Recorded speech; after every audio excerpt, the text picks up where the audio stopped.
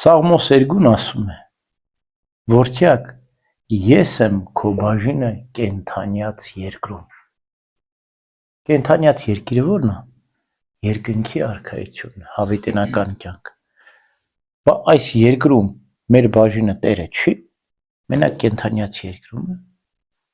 Մենք պետք է այս երկիրը փորձենք դարձնել երկինք, իհարկե դա կատարելապես հնարավոր չի, բայց պիտի փորձենք, որ Աստված մեր բաժինը լինի ոչ միայն կենդանյաց երկրում, այլ նաև ապրողների երկրում, մեր երկրում։ Ինչպես։ Աշխարհում ինչ օրենքներ են գործում։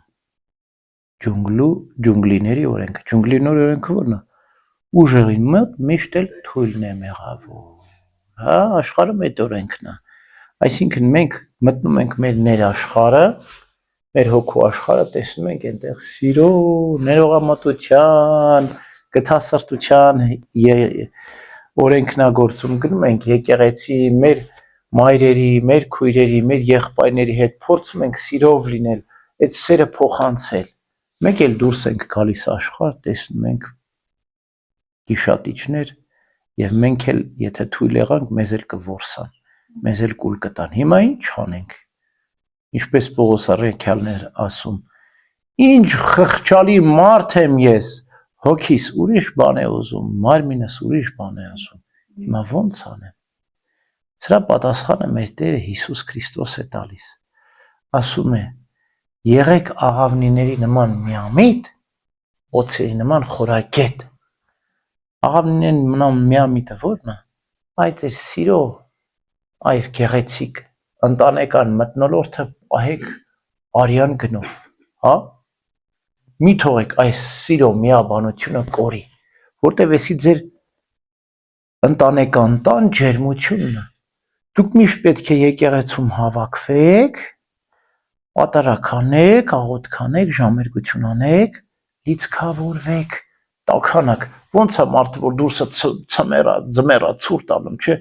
Մի հատ էլ մի տուն կա, տեսնում է վառարանը դրած տաքացած, ասում է գնամ մտնեմ ինչ քանամ ու սա էլա գնալու եմ ցրտին, հա։ Ճիշտ այդպես էլ եկեղեցին է։ Այստեղ դուք պիտի կատարելապես ապահովեք սիրո, ուրախության, ջերմության մթնոլորտը, որտեղ դրսում ցուրտ է։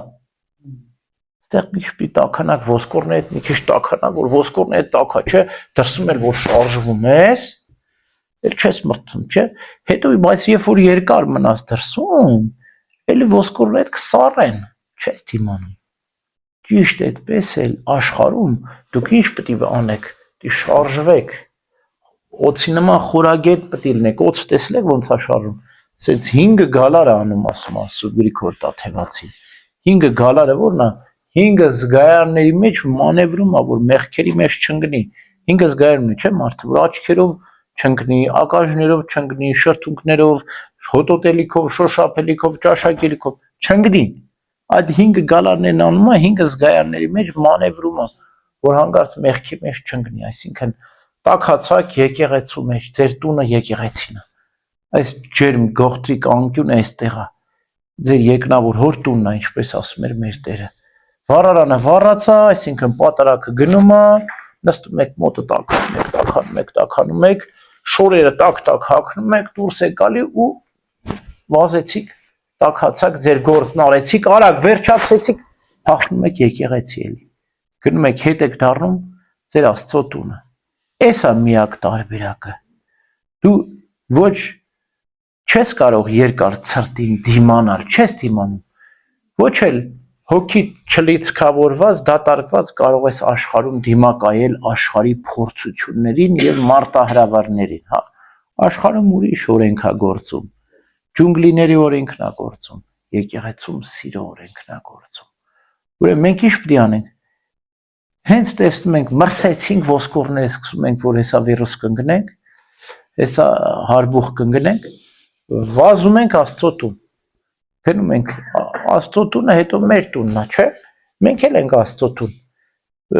Հնարավոր ամեն անգամ հեռու է եկեղեցի, չես կարող գնալ, մտի քո սենյակի տունը, հոգուտ տունը մտի, գնի քո աղոթքի անկյունը ունեցիր, հա։